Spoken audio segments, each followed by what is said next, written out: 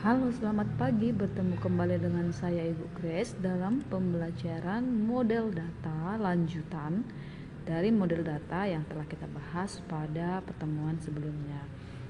Nah,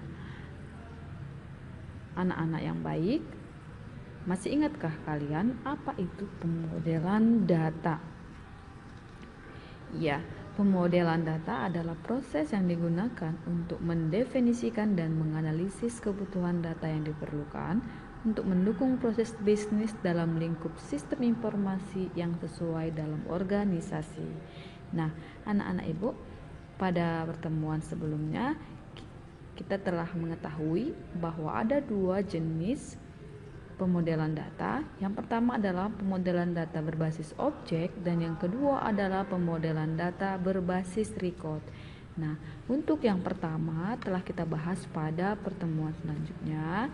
Jika masih kurang paham, silakan buka video pertemuan sebelumnya ya.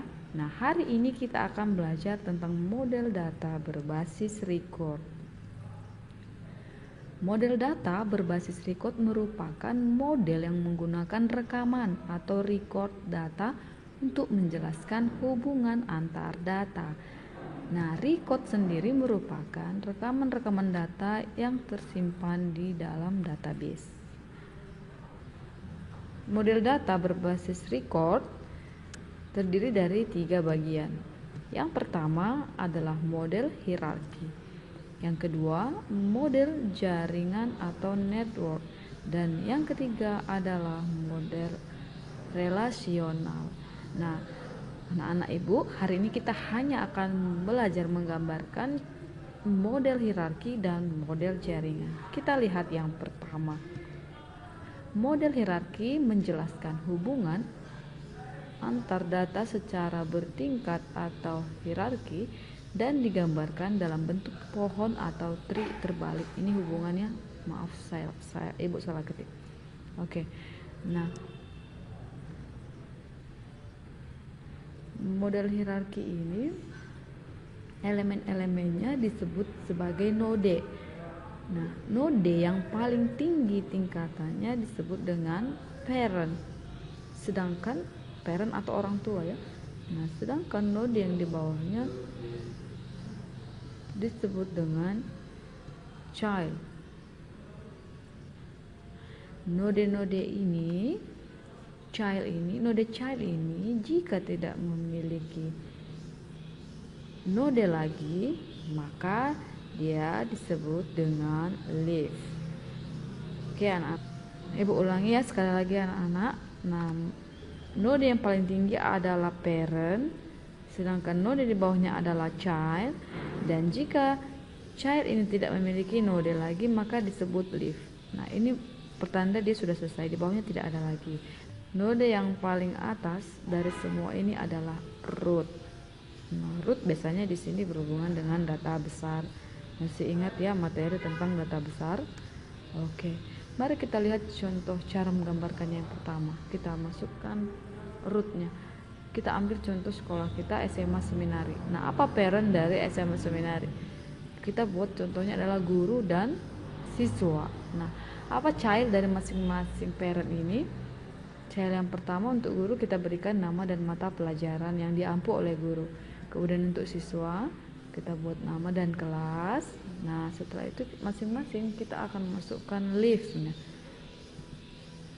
Nah, nama Ibu buat contoh Miss GS, kemudian dengan Mr. TS. Mata pelajarannya biologi dan ekonomi.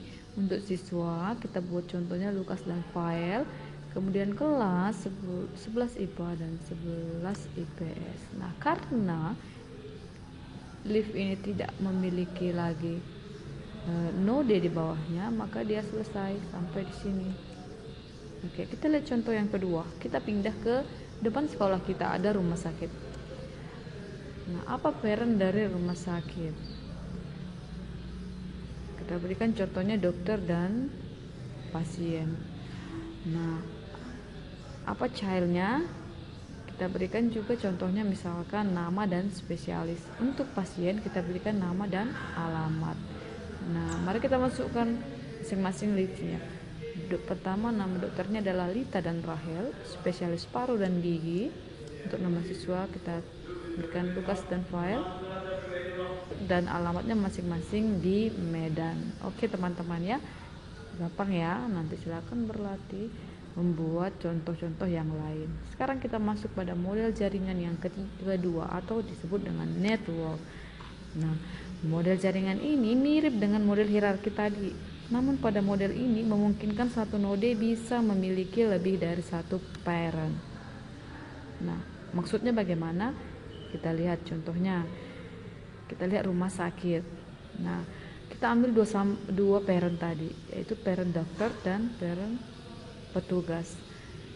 Nah, kita berikan childnya dokter spesialis dan nama. Untuk petugas kita berikan nama dan alamat.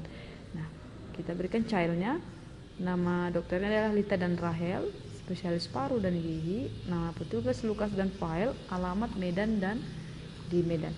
Nah, apa yang dimaksud dengan satu child dapat memiliki lebih dari satu parent? Seperti ini teman-teman. Nah, ini dia. Nah, petugas di sini bisa menjadi dokter. Nah, dokter bisa menjadi petugas. Bisa kita lihat ketika dokter umum menjaga di IGD. Nah, di situ parentnya bisa memiliki dua child, dua fungsi atau dua tugas. Oke, demikian pembelajaran kita hari ini. Silahkan kalian berlatih, semangat dan salam sehat. Bye bye.